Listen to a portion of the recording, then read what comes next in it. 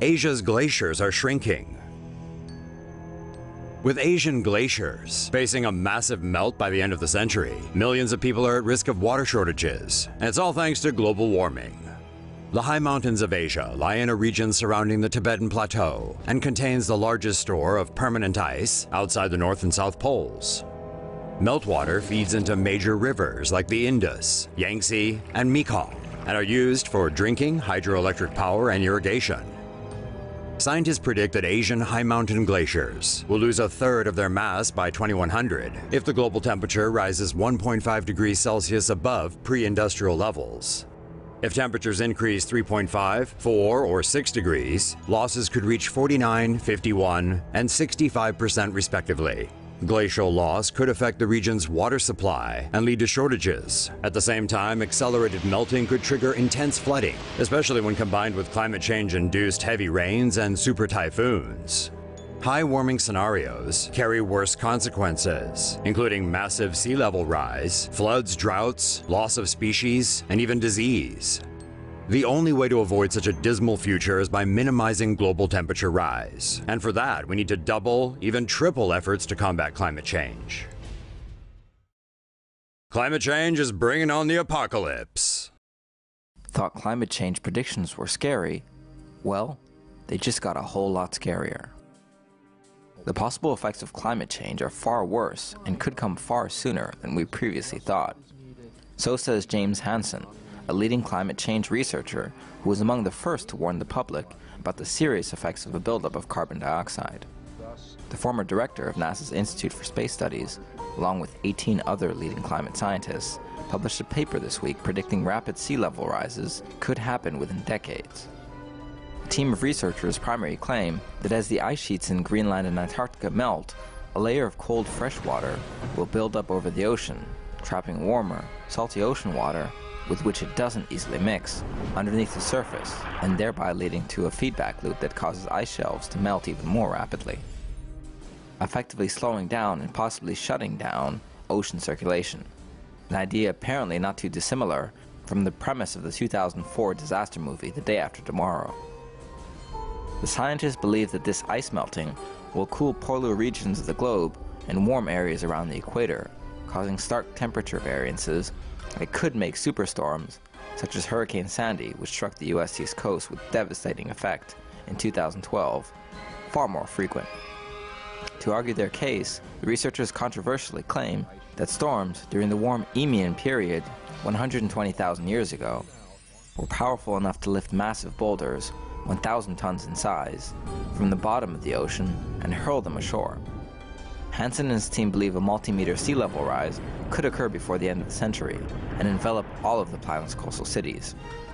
Despite the dire predictions, Hansen, in an accompanying video, explained that there may possibly still be an opportunity to reverse this worrying trend, saying, quote, "I doubt that we have passed the point of no return, but frankly, we're not certain of that." Climate change has already caused islands to vanish. A new study led by University of Queensland researchers say that changes in global climate and the subsequent sea level rise has already led to the loss of multiple Pacific islands. A team of Australian scientists say that Isabel, one of the main islands of the Solomon Archipelago, has already lost 5 of its reef islands. Another 6 islands on Isabel have declined in area by more than 20% between 1947 and 2014.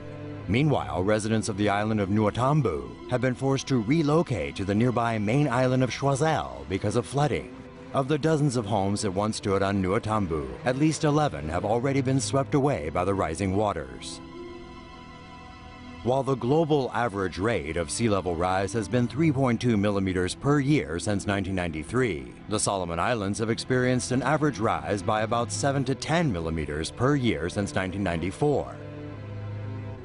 The research team, who published their study in the journal Environmental Research Letters on Friday, discovered that the sea level rise has destroyed villages that have existed since the 1930s and has displaced numerous communities. Middle East and North Africa, soon to become uninhabitable. A group of researchers believes temperatures in the Middle East and North Africa will rise dramatically over the course of the 21st century. The research suggests even if Earth's average temperature increases by 2 degrees Celsius, summer temperatures in the Middle East and North Africa will increase more than twice that. The temperature could rise to 46 degrees Celsius during daytime by mid-century, and it could be as high as 50 degrees Celsius at the end of the century. Also, heat waves could occur 10 times more often than now. The hottest period lasted for about 16 days on average between 1986 and 2005. However, these areas will experience 80 days of extreme heat per year by mid-century, and up to 118 days by the end of the century. The increasing air pollution caused by desert dust storms could make the environmental conditions intolerable, forcing people to migrate. Global warming could unleash viruses and permafrost. Scientists warn that climate change is melting permafrost soils, which may lead to the release of ancient viruses and bacterium. Permafrost is permanently frozen soil. It is a good preserver for microbes and viruses because of low temperatures and the lack of oxygen. As temperatures in the Arctic Circle rise, the permafrost melts, which may lead to the release of trapped viruses. Layers of permafrost could also be exposed by mining and drilling operations. Meanwhile, bacteria that can form spores are able to survive longer compared to bacteria that do not form spores. In August 2016, more than 20 people were reportedly infected by the anthrax virus that was released by thawed permafrost in the Yamal Peninsula in the Arctic Circle. How Hurricane Harvey became so deadly.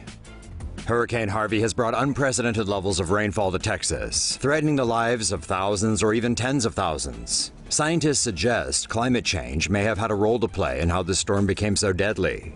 The first global warming mechanism that may have made the impact of Hurricane Harvey so severe is rapidly rising sea levels in the Houston region, making the area more likely to flood. The second factor is the rising temperatures in the region, which results in more moisture in the atmosphere, bringing more rain to the region. Human-caused global warming penetrating into the ocean past the surface also resulted in a deep layer of warm water feeding the hurricane as it intensified near the coast. Global warming may have also contributed to expanded subtropical high-pressure systems, which trapped Hurricane Harvey in the middle, stalling it near the Texas coast.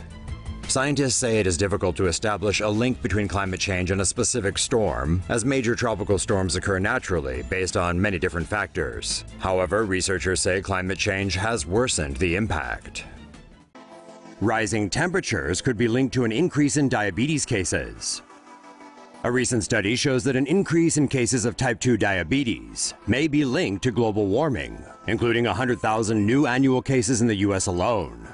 According to the Centers for Disease Control and Prevention, about 1 out of every 3 Americans will develop type 2 diabetes. A study published in the journal BMJ Open Diabetes Research and Care found that as the average annual temperature rose by 1 degree Celsius, the number of diabetes cases rose by 3.1 per 10,000 people. Researchers suspect the rise could be due to the inactivity of brown adipose tissue, a natural body fat that produces heat from burning the fat stored in organs to keep the body warm when temperatures drop. If temperatures stay warm, the inactivity of brown adipose tissue can increase fat stored in organs, causing glucose intolerance and diabetes. According to the World Health Organization, about 422 million people worldwide suffer from either type 1 or type 2 diabetes.